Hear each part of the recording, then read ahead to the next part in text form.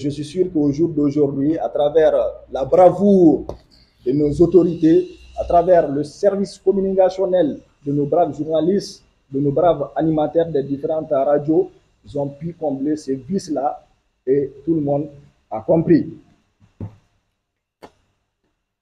Aussi, dans cette nouvelle constitution, force est de reconnaître cette innovation. Ça, c'est la destitution du président de la République.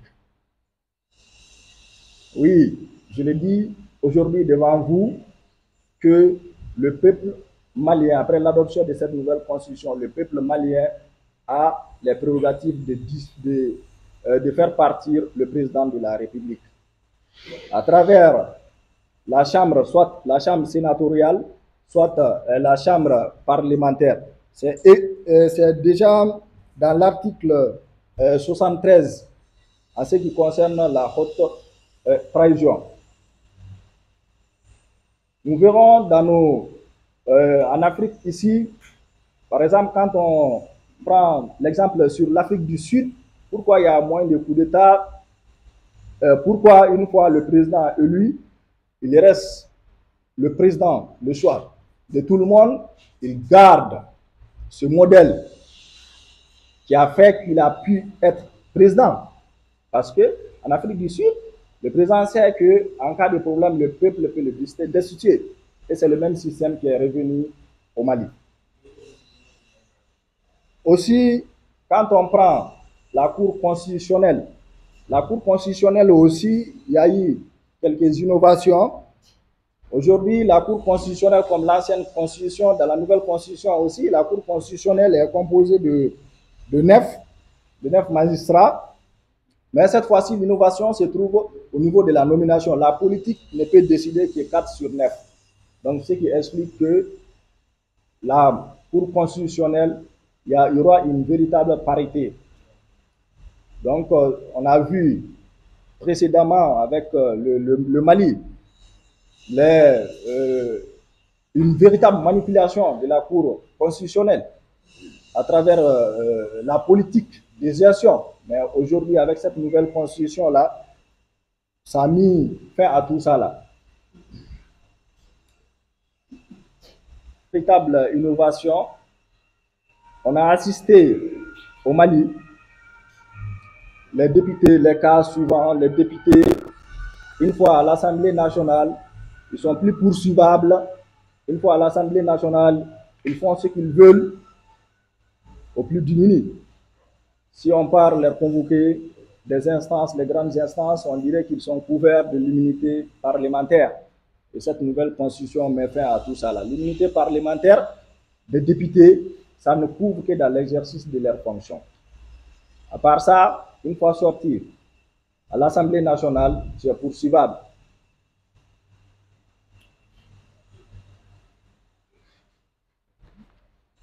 On peut commencer aujourd'hui, jusqu'à demain, on n'en finira pas. Comme je l'ai dit tantôt, c'est 191 articles. Et il n'y a nullement un article qui ne prend pas en considération les préoccupations des Maliens. Sur ce, je profite de cette conférence de presse pour lancer un appel à toute la communauté malienne au Sénégal, en Gambie, Guinée-Bissau et Cap-Vert, à travers sa jeunesse, mais aussi toute la jeunesse de la diaspora malienne, c'est de voter un oui massif au référendum prochain qui est prévu le 18 juin 2023. Compte tenu de la situation de notre pays, je demande à toute la jeunesse malienne de la diaspora de voter un oui massif au référendum prochain. Compte tenu de la situation du Mali, je demande à toute la diaspora malienne de voter un oui au référendum prochain. Je répète une dernière fois, compte tenu de la situation du Mali, je demande à toute la diaspora de la jeunesse malienne de voter pour un oui massif au référendum prochain. Sur ce, je vous remercie. Je me suis présenté. Je suis Mohamed El Diko, le président du Conseil national de la jeunesse du Mali, section Sénégal. Je suis Mohamed El Diko, le président de la société civile malienne établie au Sénégal. Tout d'abord, je tiens à vous remercier, à vous rendre vos qualités de déplacement pour ce conférence de presse qui n'est pas gratuit, qui est de publier les fondations du Mali au monde entier. Sur ce, on vous remercie très fort, personnellement, à vous, à vos patrons et à vos lieux de travail. Nous sommes réunis aujourd'hui pour parler de la situation géopolitique de notre pays, le Mali. Les Maliens, dans leur diversité, sont appelés aux urnes le 18 juin prochain pour dans nos pays respectifs de la diaspora. La nouvelle constitution à laquelle notre responsabilité nous appelle est issue du fruit de l'assise nationale de la refondation. J'ajoute sont prises en compte à l'intérieur comme à l'extérieur. De ce fait, nous invitions toute la communauté malienne vivant dans la juridiction de l'ambassade du Mali au Sénégal, qui est de la Gambie, Cap-Vert, Guinée-Bissau, à sortir massivement de voter cet référendum qui nous sera proposé par la transition. Tout le monde sait qu'un pays ne peut pas développer sans une bonne constitution. C'est la fondation d'un pays. C'est l'essai de naissance du pays. Je tiens à compléter M. Diko, que je le salue très bien pour son initiative. Beaucoup de Maliens sont situés à dire le Mali avait une constitution qui est le programme Foucault. Mais ce qui est dit dans la constitution, ça doit être sur toute l'étendue du territoire malien. Tandis que le programme Foucault n'est pas étendu dans toute l'étendue du Mali. C'est pourquoi ils ont pris une partie du programme Foucault, une partie du nord qui est Gao, Tombouctou, une partie de toute localité de Fétière pour s'associer à cette constitution. Il y a une innovation de ce genre.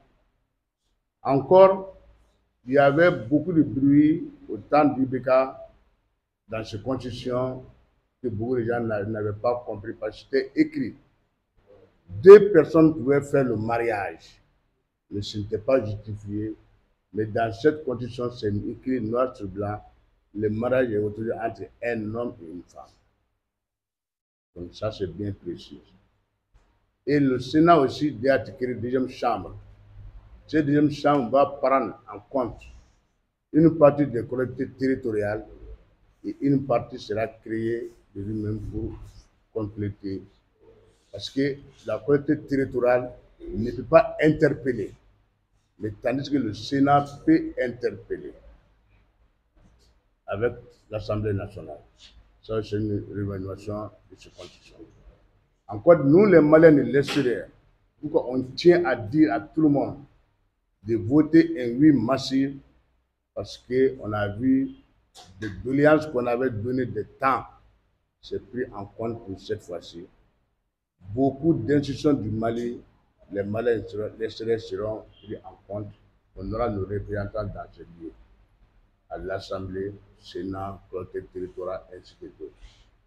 Donc ça, c'est une grande notation pour les Maliens de l'extérieur. C'est pourquoi le président du Haut Conseil des Maliens est à tenir avec la voix claire de dire aux Maliens de l'extérieur votre affaire est prise en compte. On devait s'associer à tout le monde, de vibrer ce message à tout le monde pour que les gens puissent comprendre ce qui est écrit dedans et tout le monde se voit à l'intérieur. Encore, le Mali, la transition va faire encore d'autres choses qui n'est pas fait d'habitude. C'est de faire des clés en Bambara, en Sarakolé, en Peul, en français, de toutes les langues s'oreilles pour donner à des gens, pour que les gens puissent comprendre qu'ils ne vont pas voter quelque chose qu'ils ne connaissent pas. Demain, il peut dire que ah, c'était dit en français, moi je n'ai pas compris. C'est dit en bambara, moi je n'ai pas compris. Mais c'est déjà écrit.